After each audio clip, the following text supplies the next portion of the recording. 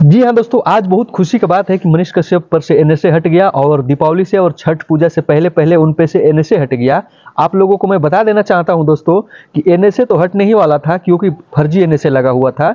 और हमारे बिहार सरकार के मुख्यमंत्री नीतीश कुमार जी बोलते हैं कि आप पढ़े लिखे हैं। क्या पढ़े लिखे हैं आप? इतना पढ़े लिखे शिक्षित और 17 साल से बिहार में मुख्यमंत्री होकर ऐसा गंदी गंदी भाषण देना कहाँ तक उचित है?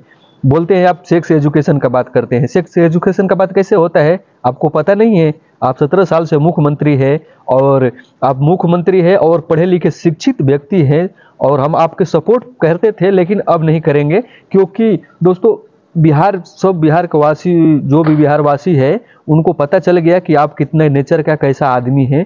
क्योंकि जो महिला के सीट से आप लोग जीतते हैं, महिला आप लोगों को महिला वोट देती है तो आप जीत जाते हैं, वही महिला आज सड़क पर उतर कर आपसे क्या कर रही है? दोस्तों, ये सारा कहना सब पब्लिक और महिला का है, मैं नहीं कह रहा हूँ। क्यों, मेरा कहाँ औकात है नीतीश कुमार जी से कहने का? क्योंकि देखते ही आजकल यूट्यूबर और मीडिया वाले को ही कितना प्रताड़ना करते हैं लोग और डलवा देते हैं जेल में। तो मेरा कोई अधिकार है, लेकिन हम नहीं कहेंगे। ये लोगों का कहना है, जो कि आप लोग देखते हैं सोशल मीडिया पर कमेंट भर भर के आ रहा है कि नीतीश कुमार जी ऐसा कर रहे हैं, वैसा कर रहे हैं, पढ़े लिखे शिक्षित होकर। बाकी इस वीडियो के बारे में आप लोगों का क्या राय है, कमेंट करके जरूर बताइए। और चैनल पर नए हैं तो चैनल को सब्सक्राइब जरूर कर लीजिए।